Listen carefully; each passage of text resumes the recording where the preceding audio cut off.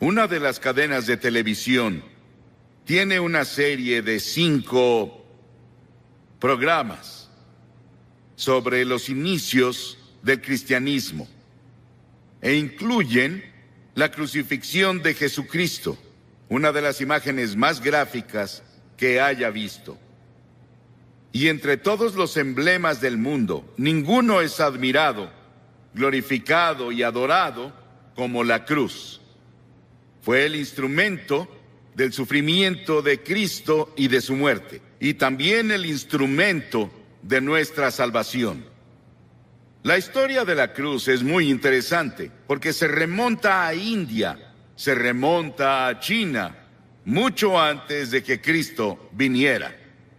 Y las víctimas, como saben, eran atadas a la cruz con cuerdas o sus manos eran clavadas y eran dejadas a morir.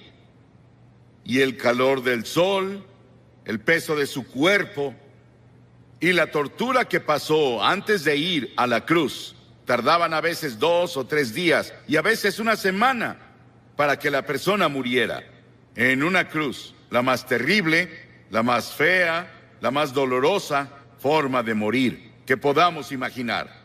Pero para el tiempo de Constantino, en el siglo IV, y él se había vuelto cristiano o uno profesante, como un instrumento de tortura, fue abolido. Y luego en las naciones cristianas comenzaron a usar la cruz como símbolo del cristianismo. Era labrada en sus carretas, sobre lo que tenían, y la cruz se volvió el símbolo de todo lo que representaba el cristianismo. Y a través de organizaciones como la Cruz Roja, se ha vuelto un símbolo internacional de buena voluntad y ayuda a otras personas. Hebreos, el 6º capítulo, dice: es imposible aquellos que una vez iluminados, que han saboreado el don celestial, que han tenido parte en el Espíritu Santo y que han probado la buena palabra de Dios y los poderes del mundo venidero, si se apartan, no pueden renovar su arrepentimiento, ya que crucifican contra sí mismo al Hijo de Dios de nuevo y lo exponen a la vergüenza pública.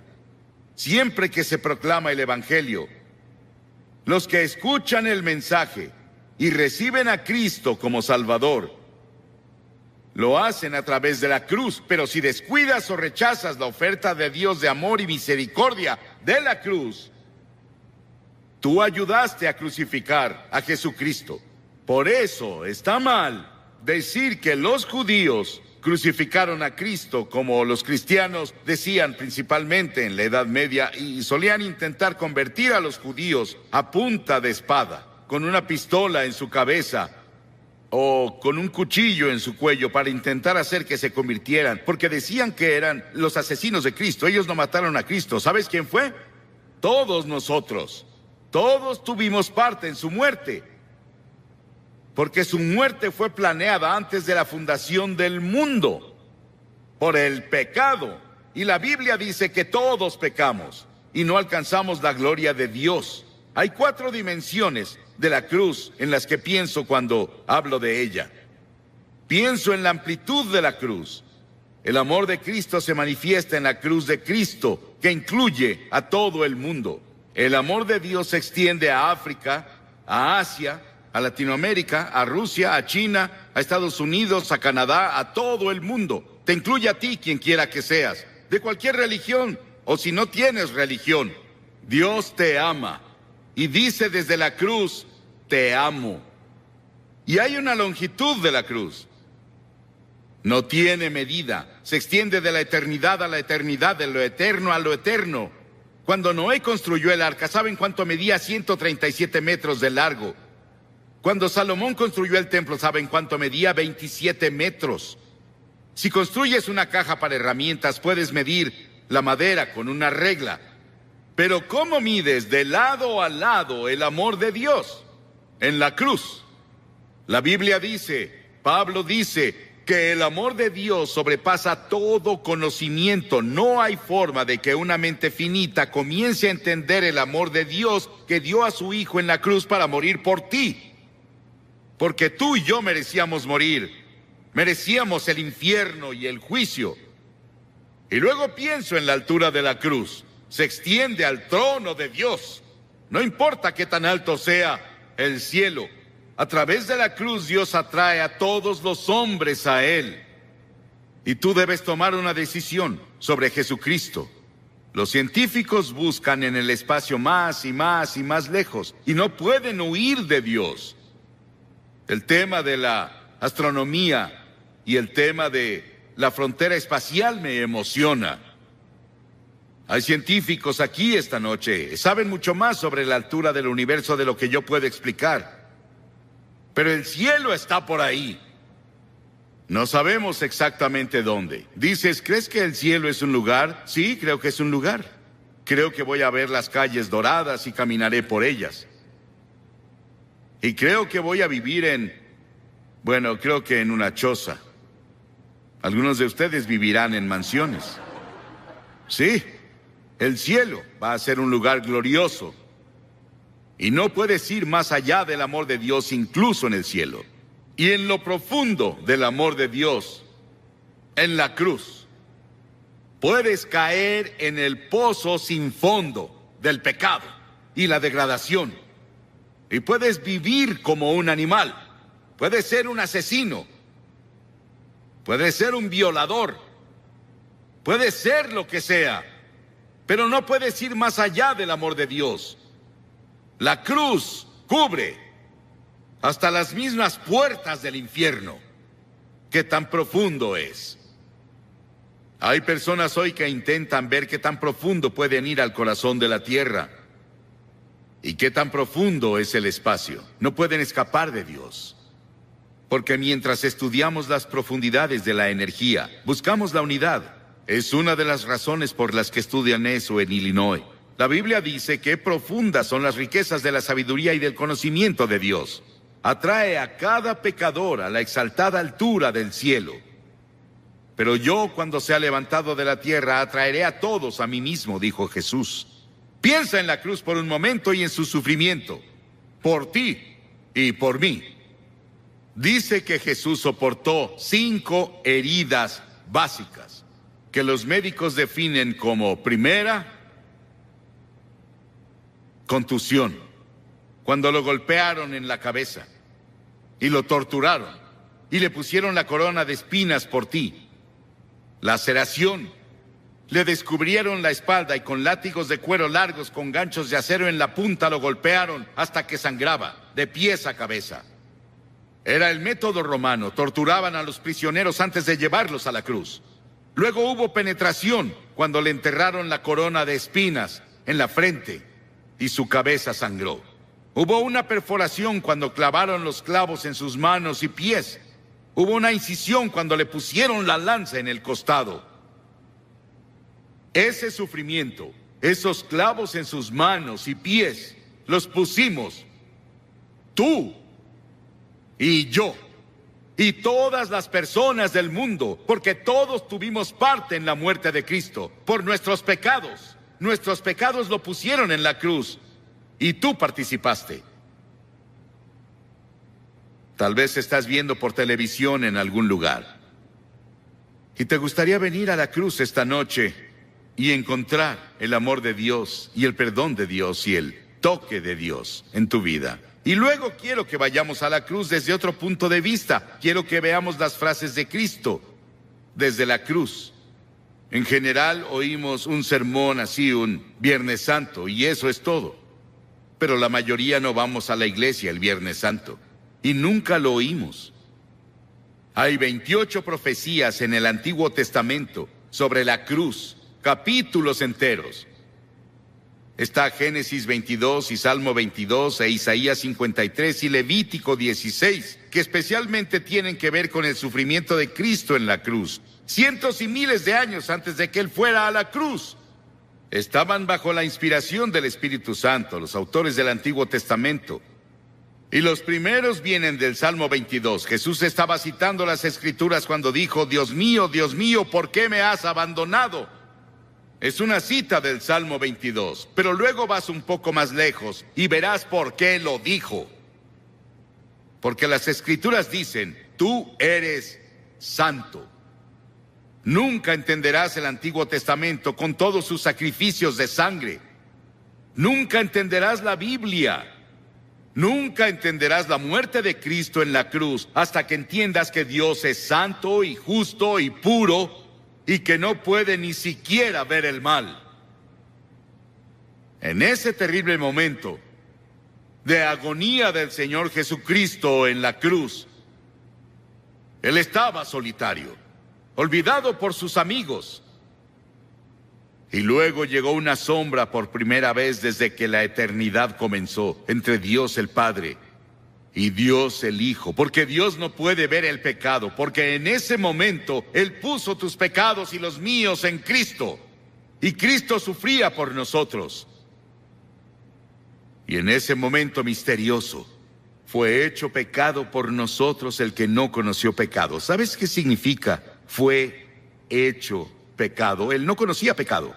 Nunca dijo una mentira. Nunca tuvo un pensamiento malvado. Nunca tuvo avaricia o lujuria. Y de pronto, toda esa suciedad y mugre de tu vida y de mi vida descendieron en Él. Y nadie entenderá nunca el misterio de ese momento. Ningún teólogo puede explicarlo, que me convenza al menos. Fue el gran amor de Dios por ti que permitió que su Hijo tomara ese sufrimiento.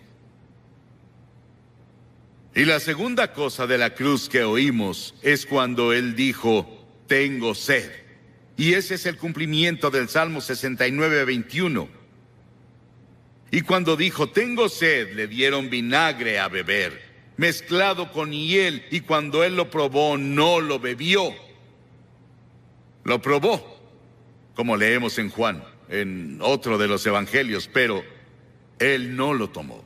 ¿Por qué? Porque hubiera sido un sedante. Le hubiera quitado algo del sufrimiento. Y Él estaba ahí para tomar todo el sufrimiento con conciencia absoluta. Por ti y por mí. No lo aceptó. Él debía sufrir la terrible agonía y llevar nuestros pecados a la cruz, consciente. Por ti. Y si hubiera sido la única persona en todo el mundo, habría muerto por ti. Y luego en Lucas 23:34 hay otra cosa que dice de la cruz. Él dijo, Padre, perdónalos. No saben lo que hacen. Estaba hablando de esos soldados que lo estaban clavando. La multitud que estaba ahí que gritaba e injuriaba contra Él. 72,000 ángeles sacaron sus espadas listos para venir a rescatarlo. Y Él dijo, no. Lo hago porque los amo. Verás, tú y yo hemos pecado contra Dios, quebramos sus leyes, y Él dijo, el día que rompas mis leyes, sufrirás y morirás. Él se lo dijo a Adán y Eva, ellos rompieron la ley. Pecaron, eso significa. Y verás, Dios nunca quiso que nadie muriera. Y Dios no creó el infierno para nosotros. Pero deliberadamente nos rebelamos contra Dios. Y Dios no sería Dios, Él no sería justo y recto y santo si viniera a darnos palmaditas y dijera, te perdono. Teníamos que morir por nuestros pecados, o alguien calificado tenía que morir por nosotros, y esa persona calificada era Jesucristo, y Él se ofreció a hacerlo. Él murió en nuestro lugar. Oí sobre una mujer que le escribió a un columnista y dijo que su cura para la culpa era ir a su propio jardín, cavar un agujero en la tierra, recostarse boca abajo, decir de que era culpable y confesar todas sus faltas en ese lugar que cavó y luego cubrirlo. Las personas harán casi de todo para enterrar sus culpas. El lugar para deshacerse de ellas es la cruz. Por siglos las personas han hecho cosas desesperadas para enterrar la culpa. James Nelson, sobre quien leímos el año pasado, de joven, en una escena llena de alcohol, golpeó a su madre hasta matarla con un ladrillo. Estuvo 9 años en prisión. Y durante ese tiempo conoció a Cristo en la cruz. Y tuvo un profundo arrepentimiento y confesó a Cristo como su Salvador y Señor. Comenzó a estudiar la Biblia y comenzó a ser predicador laico. Y el año pasado fue ordenado en la Iglesia de Escocia como ministro presbiteriano. El perdón de Dios, el amor de Dios, el poder de la cruz para cambiar y perdonar. Qué maravilloso y grandioso. Y otra cosa que hizo en la cruz, que es la cosa más conmovedora para mí en el mundo. Ahí parada ante la cruz, su madre. Y él miró a Juan, uno de sus discípulos, y le dijo: Juan, mira a esta mujer. Y ella dijo, él le dijo a María, su madre, la llamó mujer, igual que lo hizo en Caná de Galilea 2 veces, la llamó mujer. Él dijo: mujer, he ahí a tu hijo. Y desde ahí, Juan, su amigo y discípulo, se encargó de su madre. Hay un grupo de rock en Inglaterra llamado The Cure. Jesucristo en la cruz fue esa cura para todas nuestras propias relaciones cortadas y enfermas. Todos los problemas sociales, las personas oprimidas del mundo sienten el impacto de su muerte en la cruz. Y hubo otra declaración en la cruz. Él dijo: consumado es, terminé. ¿A qué se refería? En Juan 17 él dijo: he terminado el trabajo que me diste a hacer. Dios le dio un trabajo a hacer y el trabajo era morir en la cruz. Para esto he nacido, dijo él, vino a morir. Es el único hombre que vino para morir. Para eso vino. Nos preguntamos por qué él no alimentó a todos y no curó a todos. Pudo hacerlo. Eso habría sanado cuerpos y alimentado personas hambrientas, y él lo hizo por compasión, pero su trabajo era la cruz. Y por eso la cruz es tan importante, porque ahí enfrentas la eternidad. Verás, el cuerpo irá a la tumba, pero tu alma, tu espíritu, que es parte de ti, vive para siempre, y vive dentro de tu cuerpo, seguirá vivo y vivo y vivo. ¿Dónde vas a pasar la eternidad? ¿En el cielo o el infierno? Se decidirá por la cruz lo que haces con la cruz. Porque desde la cruz Él te pide que te arrepientas de tus pecados y lo recibas como Señor y Salvador. Sí, fue consumado.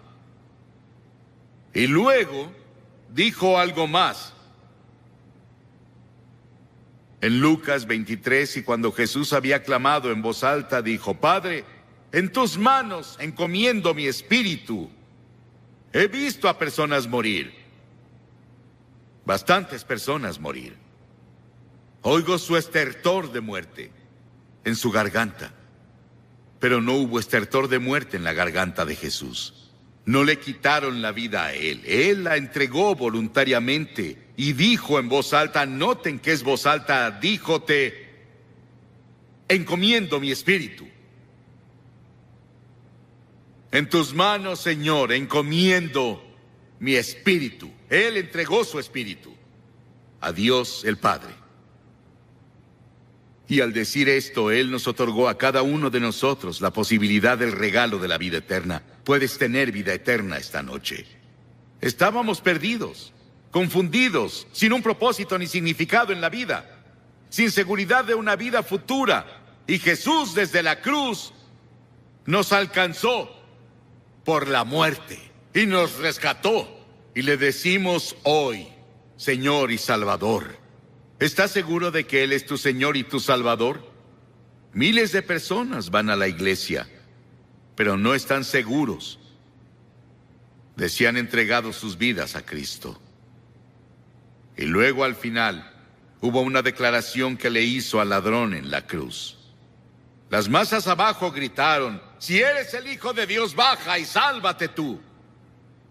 Y otros le decían: salvó a otros, pero no puede salvarse él. Se burlaban, abucheaban, se reían.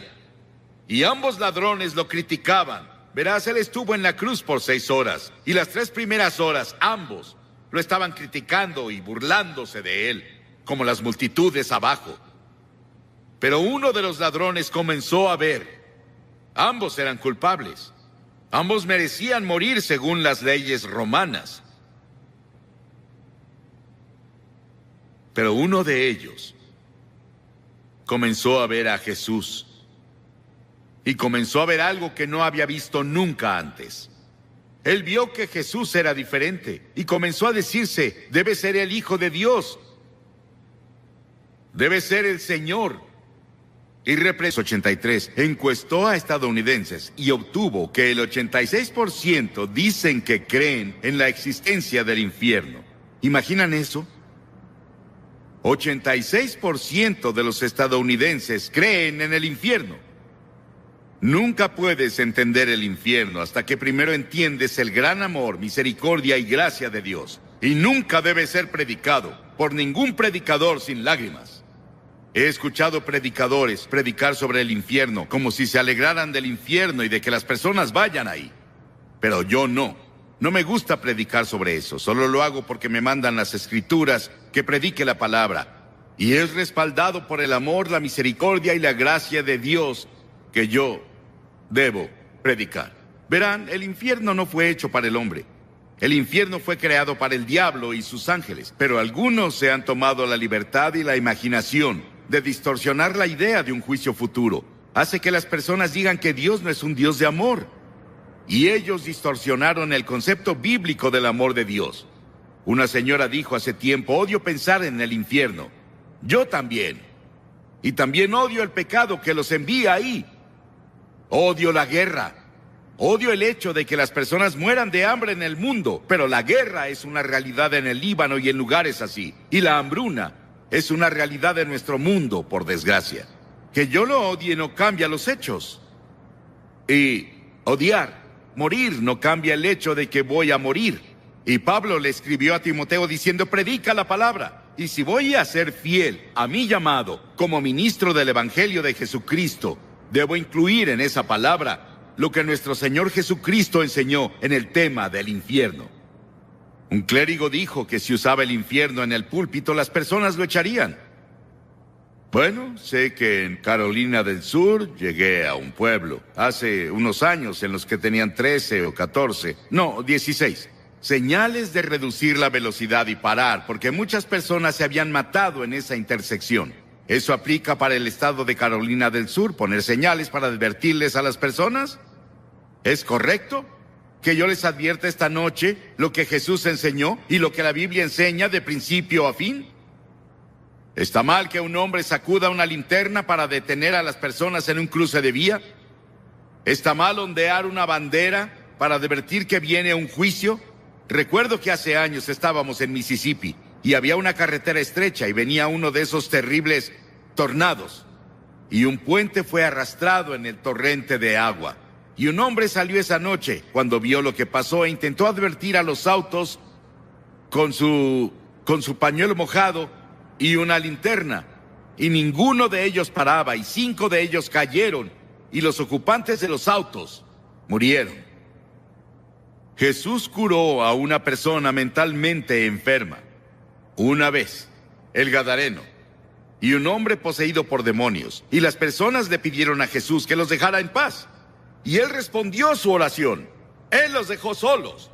No tienes que escuchar este sermón esta noche. Puedes decir: no quiero escuchar esto. Déjame en paz. Y Jesús podría responder tu oración y dejarte en paz.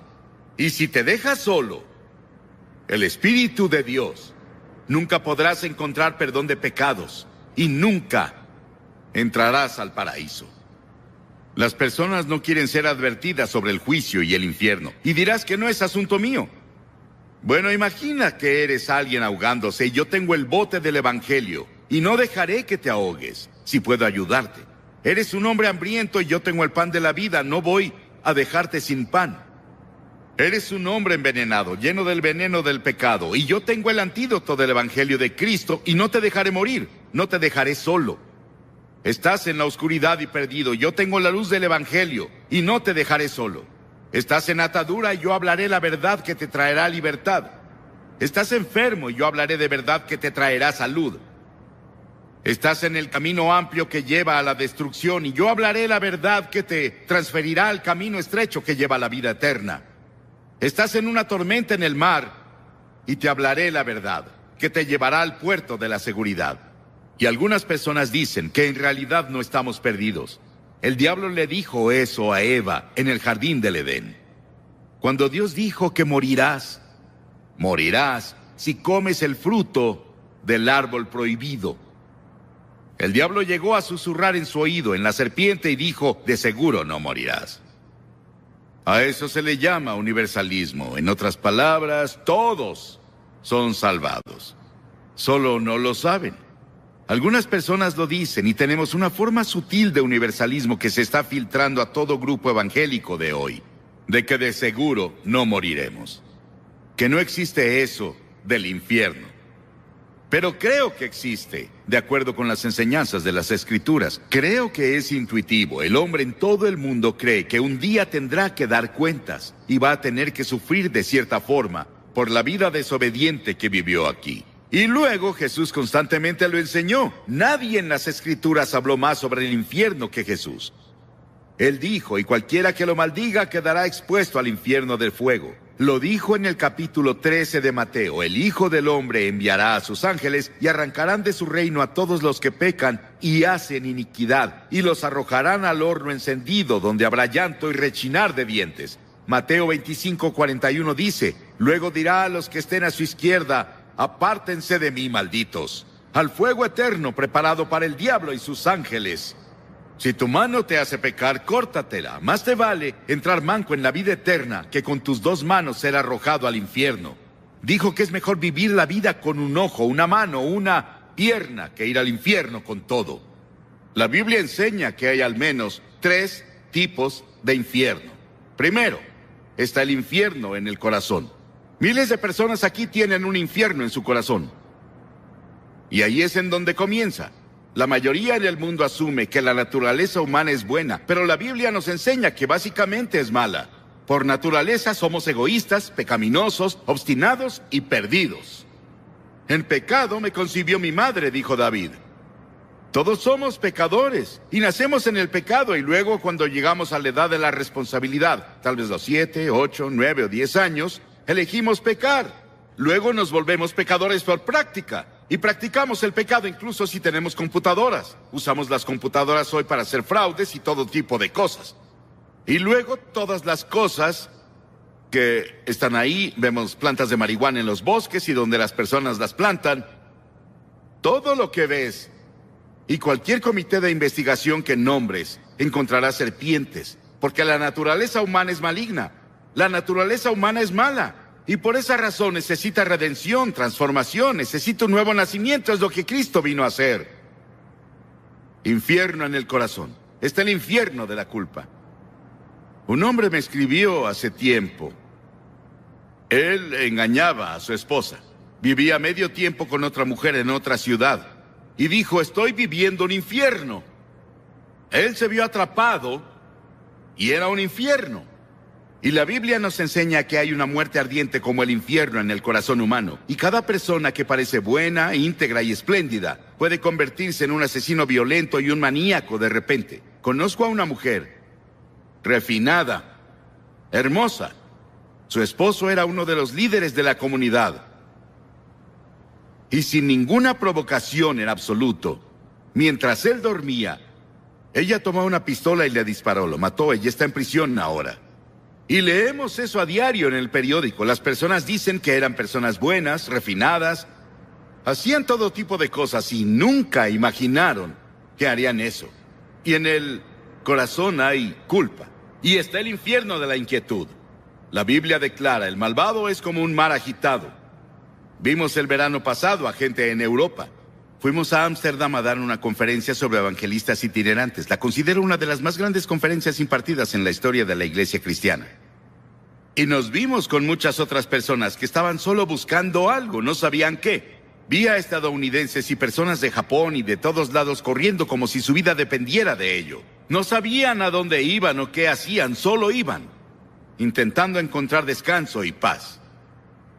Y está el infierno de la lujuria. La viuda que se entrega al placer ya está muerta en vida. Alguien me preguntó el otro día qué significa lujuria.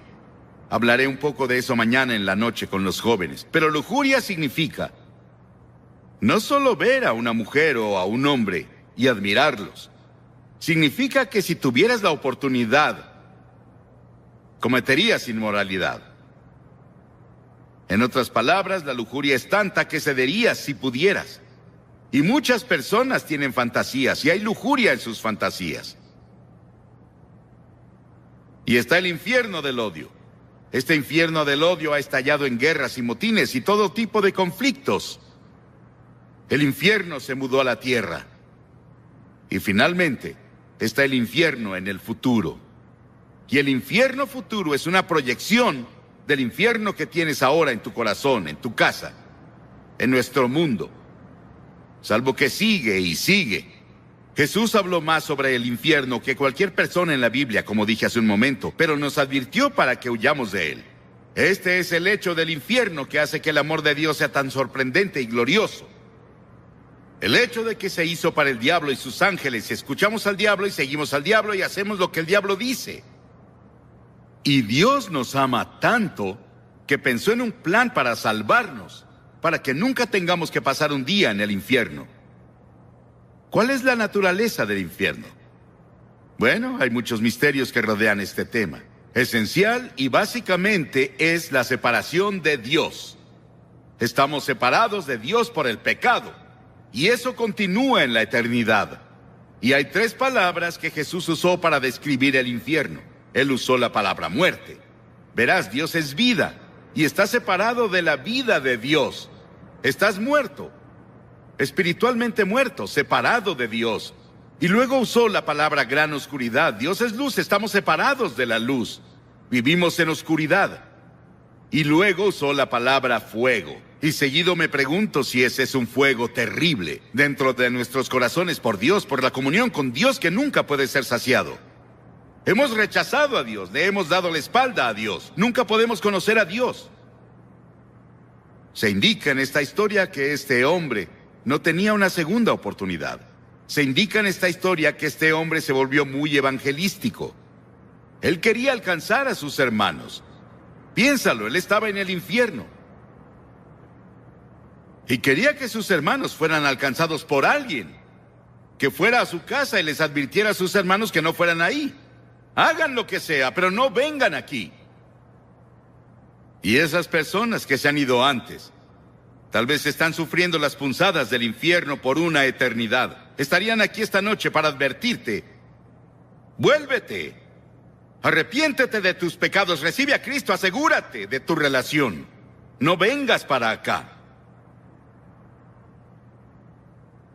Es el desvanecimiento de la presencia de todo lo que es alegre y bueno y correcto y feliz.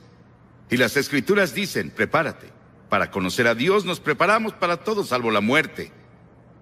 Nos preparamos para la educación, los negocios, las carreras, el matrimonio, la vejez, pero no para el momento del juicio. Quitamos todo tipo de seguro que podemos si nos preocupamos sobre las pensiones de la vejez, la seguridad social y el resto de eso. Pero no tienes la seguridad de tu relación con Cristo. Está establecido que los hombres mueran una sola vez y después el juicio. La muerte es un suceso que cada hombre considera antinatural cuando se relaciona a él mismo, pero natural cuando se relaciona a otros. Sabemos que otro hombre va a morir. Sabemos que el cáncer va a atacar a otra persona. Sabemos que la otra persona morirá de un ataque cardíaco en un choque automovilístico, pero no yo. Y vivimos como si fuéramos a vivir para siempre, y no es así. Todo terminará en poco tiempo para todos aquí. Y estarás en la eternidad. ¿Dónde estarás? ¿Apartado de Dios o con Cristo en el paraíso? El hombre en la cruz que estaba muriendo con Jesús era un pecador terrible. Merecía ser crucificado. Merecía la pena según la ley. Y dijo que lo merecía. Y se volvió a Jesús y dijo, Señor, recuérdame cuando vengas en tu reino. Es todo lo que dijo. Recuérdame, él no tuvo tiempo de ser bautizado, no tuvo tiempo de unirse a una iglesia. No tuvo tiempo de hacer nada salvo creer. Y Jesús dijo, hoy estarás conmigo en el paraíso. Piénsalo. La primera persona que Jesús se llevó al paraíso con él era un ladrón, un asesino, un hombre que merecía el infierno. Pero en la cruz, Cristo estaba muriendo por personas como él. Y Cristo moría por personas como tú. Y las personas más difíciles de alcanzar no son como él. Ellos saben que son pecadores, saben que necesitan a Dios. Son personas como nosotros aquí, bien vestidos, vamos a la iglesia, tenemos un poco de religión, pero no es lo primero en nuestras vidas, no es lo principal en nuestras vidas. Y tenemos suficiente religión para evitar que tengamos una buena dosis de salvación de Cristo. Has sido vacunado. Y sientes que no tienes una necesidad espiritual. ¿Qué hay de las personas que dicen que están felices y tienen buen ingreso, buen trabajo, una buena familia y todo? No necesito a Dios. No necesito a Cristo. ¿Para qué lo necesito? Vas a necesitarlo, hermano y hermana. Vas a necesitarlo mucho por mucho tiempo. Es mejor que vengas ahora mientras tienes oportunidad. La Biblia dice que ahora es la hora aceptable. Ahora es el día de la salvación. Ven mientras puedas. No puedes venir a Cristo cada vez que quieras. Solo puedes venir cuando el Espíritu Santo te ha convencido y te trae, y donde la palabra de Dios ha sido proclamada. ¿Has venido a Cristo? Como dije al principio, no me gusta hablar de ese tema, pero es parte de la Biblia. Y es una parte importante de las enseñanzas de Jesucristo. Y no estoy diciendo estas cosas de mí, solo estoy pasándote las enseñanzas de Cristo. Lo que Jesús enseñó. Y lo hago con un corazón roto. Desearía que no existiera el infierno, pero existe. Desearía que no existiera el pecado, pero existe. Desearía que no hubiera homicidios ni guerras, pero los hay. Y hay un infierno, pero gracias a Dios hay un cielo, hay un paraíso, y ahí es donde Jesús está. Y quiero decirte esta noche que sé que yo iré ahí. En el momento que leas en el periódico que Billy Graham murió, sabrás que está más vivo de lo que jamás estuvo. Y estoy en el paraíso. Y ya quiero estar ahí.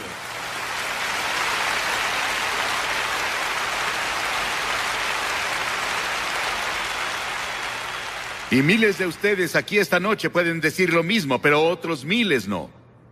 No pueden decirlo con seguridad, no están seguros. ¿No les gustaría estar seguros cuando se vayan de aquí que van camino al cielo?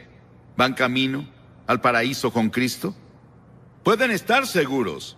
La Biblia dice, les escribo estas cosas a ustedes que creen en el nombre del Hijo de Dios para que sepan que tienen vida eterna. Pablo dijo, y estoy seguro de que tiene poder para guardar lo que le he confiado hasta aquel día. Yo sé, tú puedes saber. Dirás, Billy, ¿qué tengo que hacer? Muy bien, debes hacer 3 cosas. Primero, debes arrepentirte de tus pecados. Arrepentirse significa cambiar tu mente, cambiar tu forma de vivir. Dejar que Cristo venga y te ayude a cambiar. Él te ayudará a hacer el cambio. No puedes cambiar solo. Eres muy débil. Pero si dices, Señor, estoy dispuesto, yo te ayudaré. Y la segunda cosa es por fe recibir a Cristo que murió por ti y resucitó de nuevo. Por fe. No puedes entender todo, pero ve por fe y confía y pon tu confianza total en Él y solo en Él. Y luego, en tercera, obedécelo y síguelo y sírvelo y trabaja para Él. Y haz todas las buenas obras que te sea posible hacer por Él. En su nombre, ayudando a tu prójimo, amando a tu prójimo. De este modo todos sabrán que son mis discípulos y se aman los unos a los otros. ¿Estás dispuesto a hacer esto esta noche? Voy a pedirte que hagas algo que hemos visto a cientos de personas hacer aquí, en cada servicio, desde que estuvimos en Sacramento. Voy a pedirte que te levantes de tu asiento